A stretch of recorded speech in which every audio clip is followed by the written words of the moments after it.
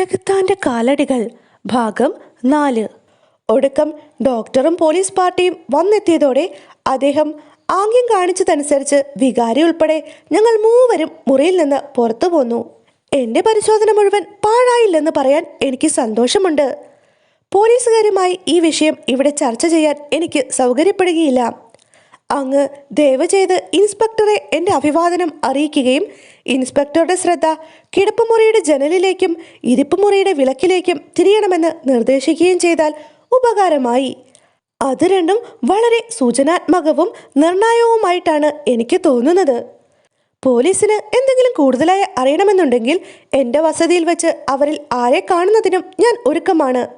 ഇത്രയും വികാരിയോട് നിർദ്ദേശിച്ചിട്ട് ഞങ്ങൾ അവിടം വിട്ടു. ഏതായാലും ഹോംസിനെ പോലുള്ള ഒരു പ്രൈവറ്റ് ഡിറ്റക്റ്റീവിൻ്റെ നിർദ്ദേശങ്ങൾക്ക് വില കൽപ്പിക്കാഞ്ഞിട്ടോ സ്വന്തം വഴിക്ക് നീങ്ങുന്നത് കൂടുതൽ ആശാവഹമായിരിക്കുമെന്ന് സങ്കല്പിച്ചിട്ടോ എന്തോ അടുത്ത 2 ദിവസത്തേക്ക് പോലീസിൽ നിന്ന് ഒരറിയിപ്പും കിട്ടിയില്ല. ഈ ഇടവേളയിൽ കുറേ സമയം പുകവലിച്ചും ദിവാസ്വപ്നത്തിൽ മുഴുകിയും ഹോംസ് ചിലവഴിച്ചു. ബാക്കി സമയം ഏകാന്ത സവാരിയിലുമായിരുന്നു അദ്ദേഹം. ദീർഘനേരത്തെ സവാരി കഴിഞ്ഞ് മടങ്ങി വരുമ്പോൾ എവിടെയാണ് പോയിരുന്നതെന്നോ എന്ത് വിശേഷമുണ്ടായതെന്നോ ഒന്നും വെളിപ്പെടുത്തിയിരുന്നില്ല. അങ്ങനെയിരിക്കെ മോർട്ടിമറിൻ്റെ മുറിയിൽ കണ്ട മാതിരി തന്നെയുള്ള ഒരു വിളക്ക് അദ്ദേഹം വാങ്ങിക്കൊണ്ടു വന്നു. ആ വിളക്കിൽ അന്നൊഴിച്ച തരം എണ്ണയൊഴിച്ച് ഈ വിളക്കും അദ്ദേഹം നിറച്ചു. അത് കത്തിത്തീരാൻ എത്ര സമയമെടുക്കുമെന്നും കണക്കാക്കി. അതേ തുടർന്ന് അദ്ദേഹം എന്നോട് പറഞ്ഞു, വാട്സൺ, നമുക്ക് കിട്ടിയ വ്യത്യസ്തമായ 2 റിപ്പോർട്ടുകളിൽ ഒരേ ഒരു സാദൃശ്യമാണ് ഉണ്ടായിരുന്നത്. അത് നിങ്ങൾ ശ്രദ്ധിച്ചിരിക്കുമല്ലോ. അതായത് മുറിയിലെ അന്തരീക്ഷസ്ഥിതിയെപ്പറ്റിയുള്ള റിപ്പോർട്ട്. ആദ്യത്തെ സംഭവം നടന്നിടത്ത് ആ മുറിയിൽ പ്രവേശിച്ച ഡോക്ടർ മോഹലാസ്യപ്പെട്ടു കസേരയിൽ വീണുപോയെന്ന് മോർട്ടിമർ പറഞ്ഞത് നിങ്ങൾ ഓർക്കുന്നുണ്ടാവും. മിസ്സിസ് പോട്ടർക്കും അങ്ങനെ ഒരു അനുഭവമുണ്ടായി. ജനൽ തുറന്നിട്ടപ്പോഴാണ് അല്പമെങ്കിലും ആശ്വാസമുണ്ടായതെന്നും അവർ പറഞ്ഞത് നിങ്ങൾ കേട്ടതല്ലേ. രണ്ടാമത്തെ സംഭവത്തിൽ നമ്മൾ തന്നെയാണ് അനുഭവസ്ഥർ. മുറിയിൽ പ്രവേശിച്ചപ്പോൾ തലയ്ക്ക് മത്ത് പിടിച്ചതുപോലെ തോന്നിയില്ലേ? വല്ലാത്തൊരു വായുസ്തംഭവും വീർപ്പുമുട്ടലും.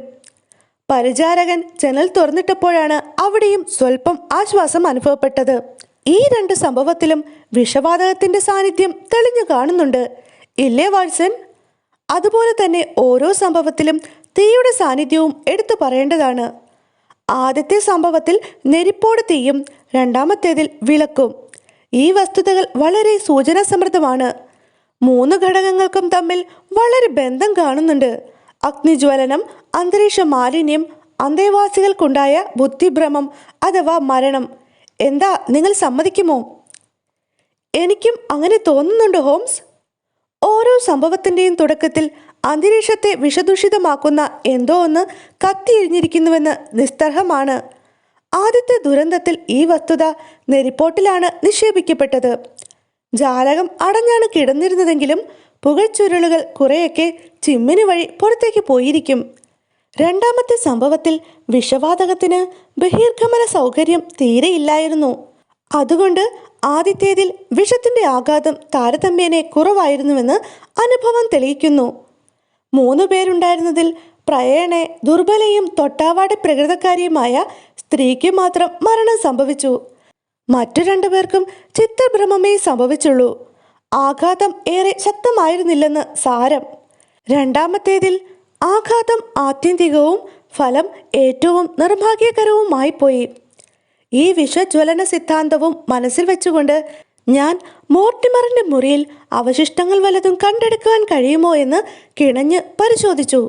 ഭാഗ്യത്തിന് വിളക്കിൻ്റെ ചിമ്മിനി അടപ്പിന്മേൽ എരിഞ്ഞു തീരാറായ ക്ഷാരകണികകളും തവിട്ട് നിറത്തിലുള്ള ഏതോ ഒരു പൊടിയും പറ്റിപ്പിടിച്ചിരുന്നു. അതിൽ നിന്ന് പാതിയോളം ഞാൻ തൂത്തെടുത്ത് ഒരു കടലാസ് കൂട്ടിൽ വയ്ക്കുന്നത് നിങ്ങൾ കണ്ടതല്ലേ. അതെന്താ ഹോംസ് പകുതി മാത്രമാക്കിയത്? എൻ്റെ പ്രിയ വാട്സൺ, പോലീസുകാരെ വഴിമുടക്കുന്നത് നമ്മുടെ പണിയല്ലല്ലോ. എൻ്റെ ദൃഷ്ടിയിൽപ്പെട്ട എല്ലാ തെളിവുകളും അവർക്ക് വേണ്ടി തന്നെ ഞാൻ അതതിടത്ത് അപ്പാടെ അവശേഷിപ്പിച്ചിട്ടുണ്ടായിരുന്നു.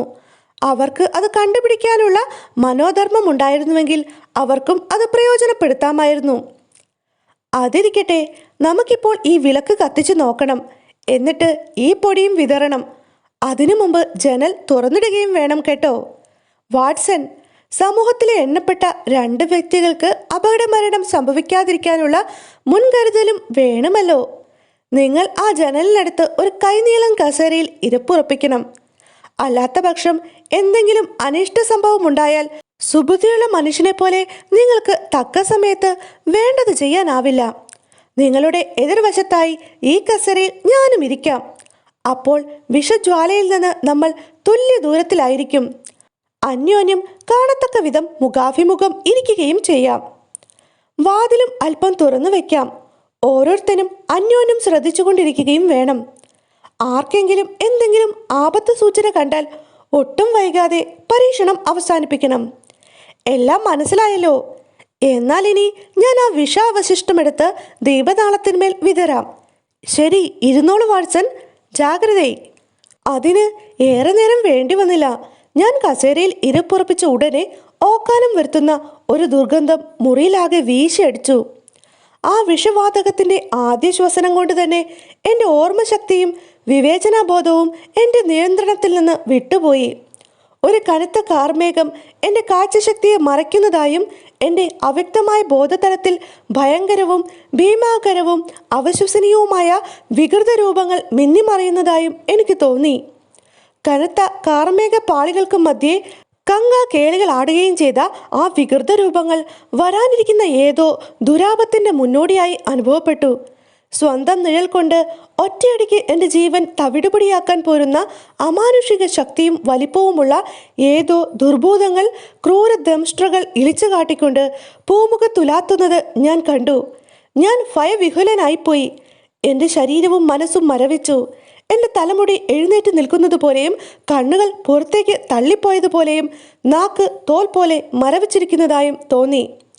നിമിഷത്തിനുള്ളിൽ പൊട്ടിത്തകർന്ന് തരിപ്പണമാകാൻ പോകുന്ന പ്രതീതിയായിരുന്നു എൻ്റെ തലച്ചോറിനുള്ളിൽ. ഞാൻ അത്യുച്ചത്തിൽ കൂവി വിളിച്ചു. പക്ഷേ അകലെ എങ്ങോ നിന്നുള്ള ഒരൊറ്റപ്പെട്ട തേങ്ങല് പോലെ തോന്നി. ആ സമയത്ത് നൈരാശ്യം തളം കെട്ടി നിന്ന ആ കാർമേഘങ്ങൾക്കുള്ളിൽ കൂടി എൻ്റെ ആത്മസുഹൃത്തിൻ്റെ വെളുത്തു വിളറിയ ഭയവിഹുലമായ മുഖത്തിൻ്റെ ഏകദേശ ദർശനവും എനിക്കുണ്ടായി. ഒറ്റ നോട്ടത്തിൽ മരിച്ച 2 പേരുടെയും മുഖത്ത് കാണപ്പെട്ട അതേ ഭാവവൈകൃതങ്ങൾ തന്നെ.